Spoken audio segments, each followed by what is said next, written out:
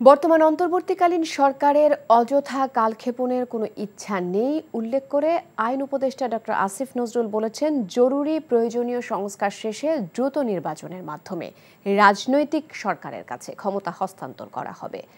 ৬ সংস্কার কমিশনের প্রতিবেদন প্রকাশ উপলক্ষে আয়োজিত সংবাদ সম্মেলনে তিনি এসব কথা বলেন।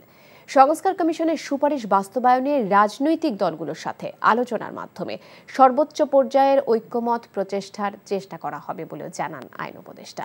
জানাচ্ছেন নজরানা চৌধুরী।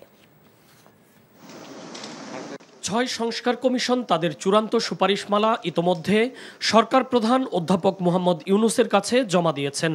সারসংক্ষেপ আকারে কিছু সুপারিশ প্রকাশিত হয়েছে। শনিবার এই কমিশনগুলোর প্রতিবেদন মন্ত্রিপরিষদ বিভাগের ওয়েবসাইটে পূর্ণাঙ্গভাবে প্রকাশ করা হলো।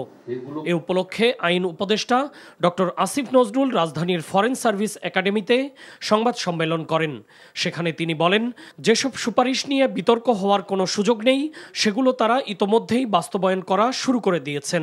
যত তাড়াতাড়ি সম্ভব এই ব্যাপারে মতকে বোঝানোর চেষ্টা করা হবে। আমরা রাজনৈতিক দলগুলোর সাথে ফেব্রুয়ারি সেকেন্ড উইকের মধ্যে আলোচনা করতে, ফেব্রুয়ারি মাঝামাঝির মধ্যে আলোচনা করতে আগ্রহী, এবং আমি আপনাদের আগেও বলেছি, যদি ওনারা রাজি থাকেন রোজার মধ্যেও আলোচনা কন্টিনিউ করবে। সর্বোচ্চ পর্যায়ে আপনার ঐক্যমত প্রতিষ্ঠার চেষ্টা করা হবে।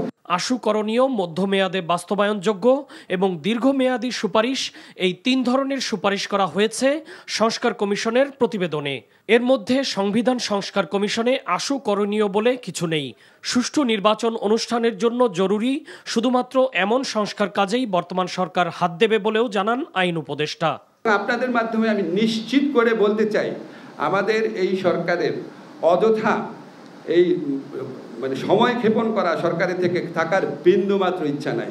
আমরা অবাধ সুষ্ঠু নির্বাচন নিশ্চিত করার জন্য ফান্ডামেন্টাল রাষ্ট্র মেরামতের ফান্ডামেন্টাল শর্ত পূরণ করার জন্য রাজনৈতিক ঐক্যমতের ভিত্তিতে যেই সংস্কারগুলো অতি জরুরি সেগুলি করার সাথে সাথে নির্বাচন প্রক্রিয়ার মাধ্যমে আমরা চলে যেতে চাই। এটা নিয়ে কোনো রকম দ্বিধাদ্বন্দ্বের অবকাশ নেই। জুলাই ঘোষণা কবে প্রকাশ করা হবে সাংবাদিকদের এমন প্রশ্নের জবাবে আইন উপদেষ্টা বলেন, জুলাই ঘোষণা একটি ঐক্যের দলিল হবে, এটি কোনো আইনি দলিল নয়। নজরানা চৌধুরী, এনটিভি নিউজ, ঢাকা।